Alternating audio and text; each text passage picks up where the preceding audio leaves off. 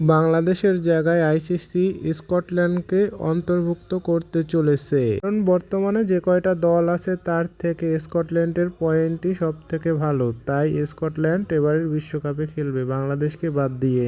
ICC সাফ জানিয়ে দিয়েছে সূত্রের খবর। আর এও বলেছে 21শে জানুয়ারি পর্যন্ত আইসিসি সময়সীমা বেঁধে দিয়েছে বাংলাদেশের জন্য। এর ভিতরে বাংলাদেশ যদি সিদ্ধান্ত বদলায় তাহলে স্কটল্যান্ডের জায়গায় বাংলাদেশ খেলবে, তাহলে আর স্কটল্যান্ড আসবে না বিশ্বকাপে।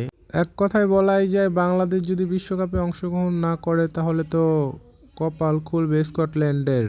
দেখা যাক শেষ পর্যন্ত কি হয়, বাংলাদেশ কি বাংলাদেশের শেষ কথা পর্যন্ত ধরে রাখতে পারবে কিনা সেটা সময় বলে দিবে। আমি একজন দর্শক হিসাবে যেটা মনে করি, বাংলাদেশ বিশ্বকাপে অংশগ্রহণ না নিলেই হয়তো ভালো হবে। আর এটাও আমাদের বুঝতে হবে যে এই ক্রিকেট খেলাটা শুধু ইন্ডিয়া একা খেলে না, ইন্ডিয়ার সাথে আইসিসি নিজেও খেলে। আপনার